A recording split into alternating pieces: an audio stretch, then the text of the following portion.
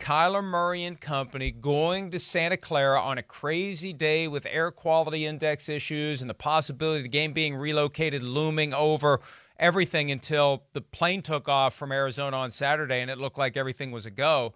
The Cardinals get it done. And, Man. Chris, I picked the right score.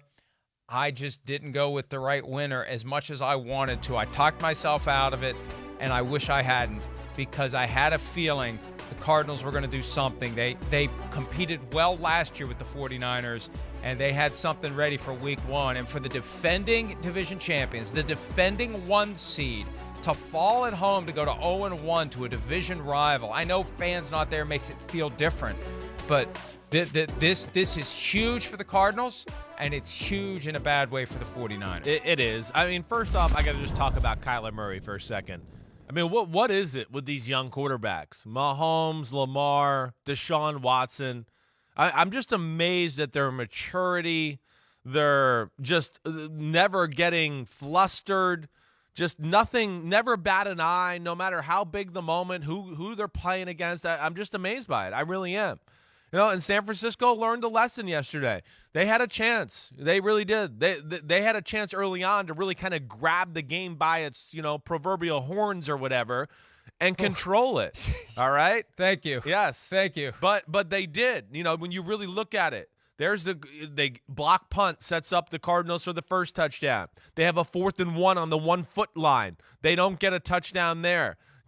Cardinals ball, points left on the board. As you know, I mean, just like any team out there, I don't care who you are, when you start to squander those type of opportunities, this is the National Football League. You open the door for a team that might have been trying to find its way to finally get some confidence and go, okay, hey, yeah, we belong on this field. And then the other thing is with Murray, he's the great equalizer of that 49ers defense. He's really their kryptonite in a lot of ways. Because of the way Kingsbury spreads the field, a lot of quick and short passes, and then his ability to scramble, it negates the 49ers' great pass rush. They can't really pin their ears back and just fly, because they know if they fly and miss them, you'll get zoom, zoom, zoom, zoom, zoom, like we saw already in one of those touchdowns with Kyler Murray where he scrambled for, what was that, Mike, a 22-yard run where it looked like a video game? So he is a tough matchup, and the Cardinals, the way they play, are a tough matchup for the San Francisco 49ers and that zone defense that's so reliant on that front four getting home. 26 for 40 for 230 yards, 1 touchdown, 1 pick, 13 rushes for 91 yards, a touchdown and 2 sacks. He had 100 rushing yards until the last 2 plays of the game. When your victory formation is shotgun formation, you're going to lose rushing yards. That's a new dynamic for the Cardinals. 9 yards gone because he was in shotgun. He lost 5 yards, then 4 yards on the last 2 snaps of the game because they didn't just line up and put him under center like they usually do in a situation like that. But that's a good problem for the Cardinals to have. That's a new problem. And they have a new weapon in DeAndre Hopkins. Ooh, and baby. Look, plenty of love already being shared between Hopkins and Kyler Murray for all the times they connected yesterday. But, Chris, what I was thinking, you don't want DeAndre Hopkins to become a crutch for Kyler Murray the same way he was a crutch for Deshaun Watson. I think the ball needs to be spread around a little bit more than that. Well, yes, but we'll see. What will they do off of it? A crutch player can be great if your offensive coordinator knows how to use that crutch player and go, okay, I know he's a crutch player, but I'm going to use him as a pawn now. And I'm going to continue to try to teach my quarterback, hey, we're using him as a decoy here on this play because we throw him the ball so much, and you're going to have to continue to infuse things like that in the offense. That's what the great offenses do. And I think, there was moments you could say in DeAndre Hopkins in Houston, they didn't do enough of that to find ways to use him as a decoy.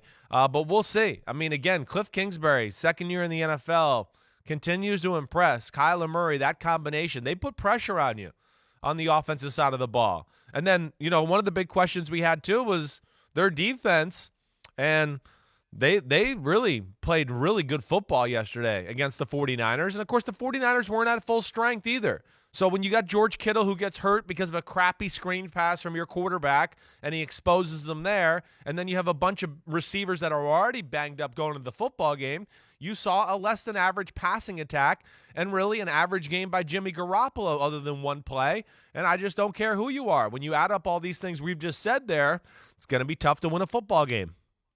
Before we break down what happened with the 49ers, consider this as it relates to DeAndre Hopkins. He had 14 catches for 151 yards yesterday, 16 targets. The next guy on the list for targets was Larry Fitzgerald and Chase Edmonds, and Christian Kirk also 5 each. Christian Kirk, a lot of hype and hope for him.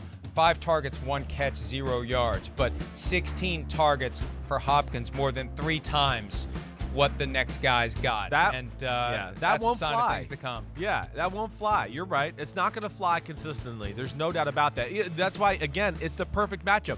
What does San Francisco do, Mike? They play that Seattle scheme. They never man. They never double. It's my problem with this scheme sometimes. It's things like this. There's going to be other defenses Arizona's going to play that are going to have lockdown corners like a Jalen Ramsey. Well, they'll go, hey, we'll put Jalen on you. Sometimes we'll put Jalen and somebody else on you, and we'll do all these crazy type things. That's not the way this defensive system works, and that's why it's a tough matchup for them, and it's why Arizona seems to hang around and be a gnat and bother the 49ers. Throw that tweet back up there. That was DeAndre Hopkins after the game, making it clear this is what you all wanted to see. Now, when he tweeted grateful the other night, it supposedly was about him being on Jimmy Fallon, not about the Texans getting their butts kicked without him. I have a feeling that's not about Jimmy Fallon. No, this is it's what you all not. wanted to see. That's about the Cardinals and Hopkins and 14 catches for 151 yards. You mentioned Jimmy Garoppolo's performance, the 49ers' performance. Chris, I mean, you know Kyle Shanahan as well as anyone. What's his reaction going to be to this? Well, I mean, I don't think he's going to be happy with his offensive execution across the board. They didn't run the ball all that well. That's something they're used to doing as far as dominating the line of scrimmage there. Nothing really to speak of. The pass game was really inconsistent too. Other than that one big play to Raheem Mostert, they never really got anything going. And then especially when Kittle got hurt, that was a big blow to the football team because I'm sure Shanahan had more than normal plays than George Kittle because of the injuries they have at the wide receiver position. So then you cut him out. That's one less weapon. And then, what we saw at the end of the game, I got to address that. There was just, quite honestly, throws that should be hit for touchdowns that could have won the game. There was an out and up to Kendrick Bourne, and Kendrick Bourne, I saw on social media last night, he said it was his fault. He's got to come back. I mean, he's being a great teammate. That was a crap throw. I don't know what else to say. And then on the 4th down, hey, it's an out route. Guy's open. He threw it late, threw it behind him, threw it soft, lets the guy break on the ball, knocks it away. So they didn't play good football. They're going to have to go back to the drawing board and get used to being hunted like they are as the Super Bowl, attendee last year. There was one throw near the end where it was just like Jimmy Garoppolo threw it up for grabs, and there was a Cardinal and there was a 49er in the end zone. And it wasn't like a traditional 50-50 ball. I mean, it was a No, I think that's the one you're talking ball. about. The one where Patrick Peterson put his hands up and it hit his hands, Yeah. right? Yeah. It was 2 kids jostling for position as dad threw him a candy bar. That's what it looked like. Yeah, no, there was, I think, a number of underwhelming-looking throws that came out of the hand of Jimmy Garoppolo yesterday. And again, this is what we talked about a little on our podcast when we did our picks and things like that. The question of the 49ers is still going to be Jimmy Garoppolo until he shuts everybody up. Because, again, what we saw yesterday is when the Shanahan run scheme can't dominate and things like that and serve up plays on a silver platter, can Jimmy Garoppolo pick up the slack and go, hey, guys, I make $27.5 million. Jump on my shoulders. Well, I'll make some plays here. And that's been very spotty through his career there in San Francisco so far. So we'll see where it goes. Well, we have some Kyle sound. I'll tell you after the sound the specific reason why they lost the game. Here's Kyle after the game. We had a number of chances to win that game. I thought we started out very well. I thought we had a chance to run away with it a little bit in the first half. Anytime you average 8 yards of play and you're holding them pretty good on the other side of the ball, I thought we'd have more points to show for it than what we did. I know why we didn't. We didn't convert 1 third down in the first half. We didn't convert 1 fourth down, and we didn't convert in the red zone. So no matter how well you do on first and second down, you're not going to get many points when you are 0 for in all the other situational areas. Dominant teams overcome that, though. And I really do think that the reason they lost, you saw that picture there. What happened to to the skater hat.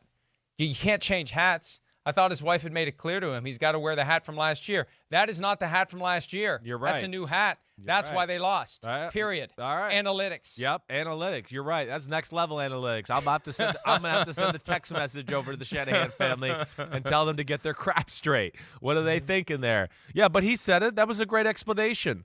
You know, and again, some of the things he mentioned about, you know, as far as red zone, third down, those are quarterback areas. Those are the great quarterbacks yesterday didn't have issues there. You know, again, you got to be able to make a play. And I know their offense is a little banged up right now and not that way. But again, this was the Arizona Cardinals. It's not exactly the steel curtain either. And their pass rush wasn't that overwhelming to where plays couldn't be made and things like that. So they got to go back to the drawing board. They got to get healthy. And hopefully George Kittle is healthy, because that'll be a really big blow to them too if he can't play for a few weeks.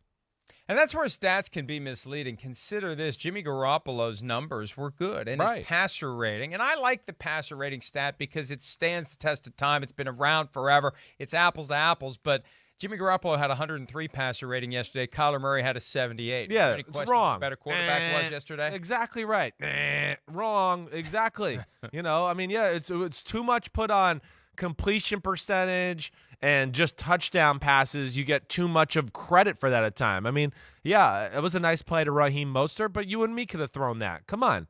You know, so there is context does matter, and you certainly knew who the better quarterback was on the field in the game yesterday. They need receivers who are effective. They need Deebo Samuel back. He was placed, I think, on injured reserve right before the weekend. So that means he's out for 3 weeks. And that's one of the things we got to get used to this season. The roster flexibility rules allow a player to be put on IR for just 3 weeks.